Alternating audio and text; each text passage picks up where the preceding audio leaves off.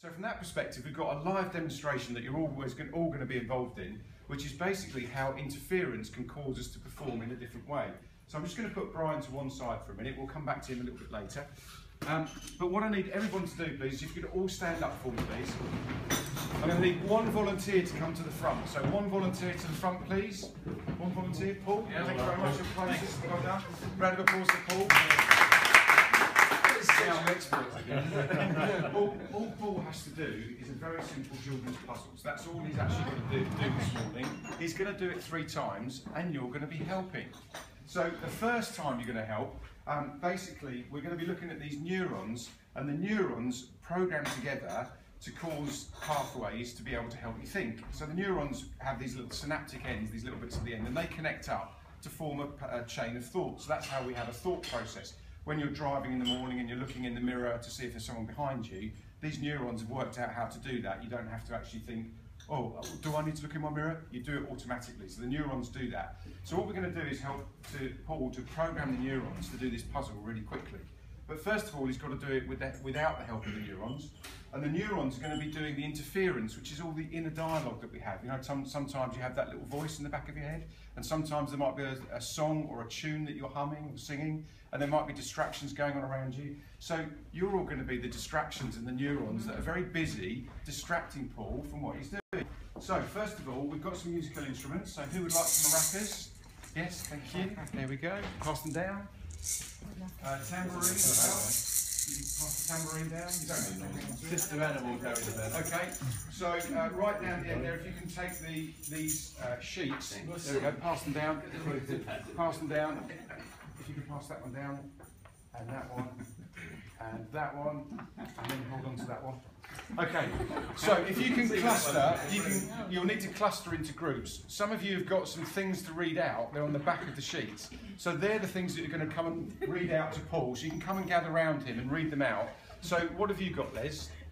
I've got encouraging, supportive, well done, great job. Okay, so he's going to be reading all those positive, empowering thoughts, yeah? What are you going to be reading out? We're singing the banana split. You're singing the banana split song, excellent. Matt, what are you doing? Pay outstanding invoices. Yeah, so lots of things to do, yeah. What have you got down the end, Matt? Random questions. Random questions, so just things that pop into your head about, you know, shopping lists or something like that. And what have you got? I've got numbers 1 to 10. Yeah, so you're counting down from 10 down to 1 repeatedly. So you're repeating everything on your list, just going through. And you guys are the percussion. I've also got a triangle here for anyone who hasn't got anything. If you want to pass that down, there we go. If you could pass that down. There we go. So basically, it should be fairly easy for Paul to be able to complete this task, because all we're asking him to do is to do this puzzle. Now, you're the neurons that are the interference at the moment, so you can come and gather around Paul to make it as difficult or as easy as possible. But basically, we're just going to jumble these up so it's not too hard. Also, a little bit over there we go, and yeah, that's all ready. Good luck. Okay, so all you need to do, Paul, is complete the puzzle, and the neurons are going to be the interference that you might have. Okay? All ready? Ready, neurons? Okay, and is this a reggae beat?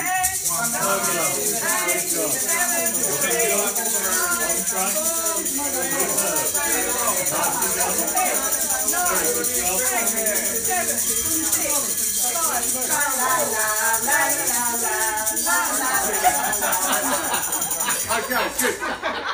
Stop. So that was 25 seconds. We'll give him a slight penalty for that because it's not actually in here. 25 seconds. Okay, great. So that was good, Paul. Thank you very much for that. And the neurons, the interference, but we've got to obviously reduce the interference so that we can bring that potential out. Sorry, Paul's potential out. So we need to reduce the interference this time. So what we're going to do is we're going to ask Paul to do the puzzle all on his own this time. So if you just watch him, see how he does all on his own. Okay, and no interference this time, so you have to have absolute silence and go.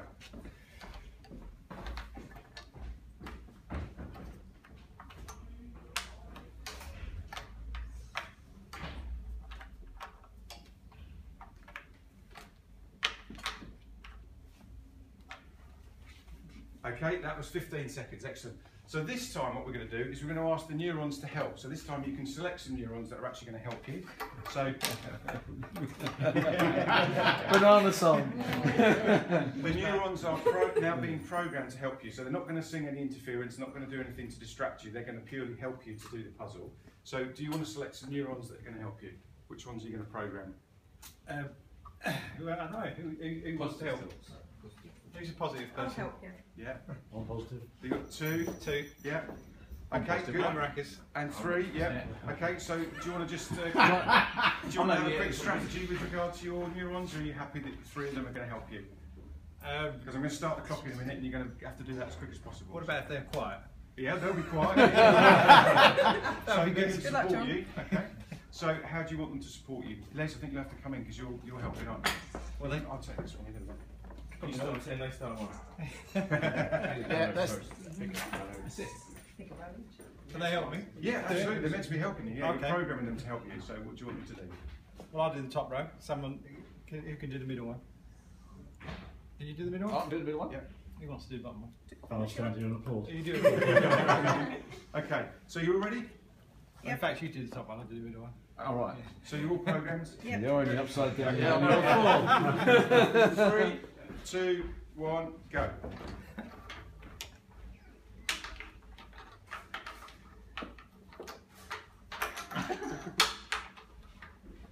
Wow, that was less than 10 seconds. Well done.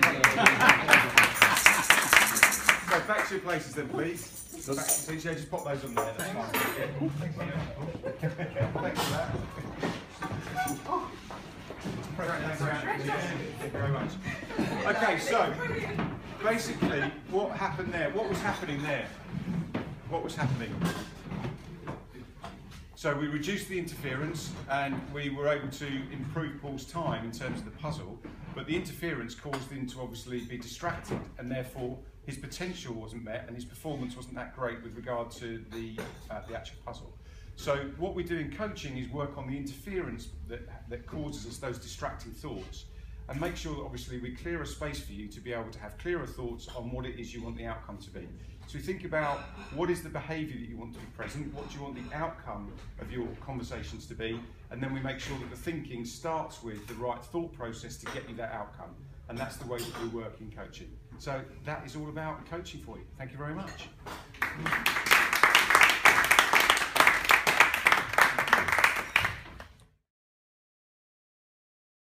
Does anyone have any questions for Damian?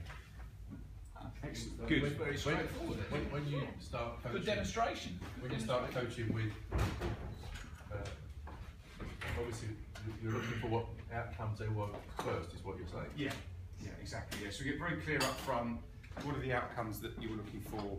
More importantly, when you're dealing in a sales situation and you're talking to customers, we think about what's the outcome you want when you're talking to your customers. So what behaviour needs to be present, what emotions need to be present, and therefore what is the thinking. So we start right at the very beginning of that cycle. And also when we get into more depth, we talk about your customers, what is the behaviour that you want them to have, what's the outcome you want with them, what's the thinking that needs to be present for them, what's the emotion that's present, and what's the behaviour, and therefore obviously we can start to talk about the language that you would use to make sure that, and the type of behaviour that you would have to ensure that you get that outcome with your customer. So for example, if you want your customer to spend more money with you, it would naturally make sense that you would have to have rapport and have a good relationship with them. So therefore, if you want rapport and a good relationship, you've got to have the right emotions present to be able to build that rapport at the right level.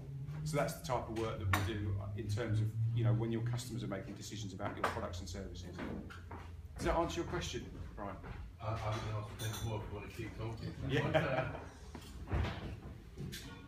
When you're looking at outcomes, you find that clients don't actually know what they really want. Is that the biggest issue? Most clients will know what they want, but they'll give you a very big picture. And as you go through the conversation in the early part of the coaching relationship, then you get to understand more about what else is going on and what else might be causing interference or what else might be obstacles or barriers. So as we're going through that conversation, I'm picking up more stuff, and then I'll go back and address that, and I'll check that with the client to make sure that we're addressing the right things. Because some of it is systems and processes that are the issue rather than the people as well. It could be, yeah. Most of it starts with the thought process around that system and process, though. That's where it's the thinking that's all important. And Do you do this one-to-one or with companies? The whole gambit actually. I do one-to-one with individuals. I'll do work inside organisations one-to-one, and also work with groups and do a lot of training around this type of stuff, around how to actually coach other people, and also how to get better relationships with your customers. So it's all about that kind of thinking cycle that goes into that. So we use a lot of neuro-linguistic programming as well, NLP. I know we were talking about it earlier. So yeah, all sorts of different tools and techniques that I bring into the coaching. So can I just say that Damian's been working with our company for over a year now and covering all bases. And we couldn't see the wood for the trees. We needed a strategy. We thought we knew what we wanted to do, but we needed some help. So Damian has come in, and we're partway through the process, and it's working really well. So Thank you. Yeah. Must be a tough audience. I don't get a round of applause at the end normally. see, our customers aren't the deceased. So that's what people say. So getting the best out of our customers, Yeah. so it is working. Challenging. Yeah. Thank you for that, Chris. Yeah.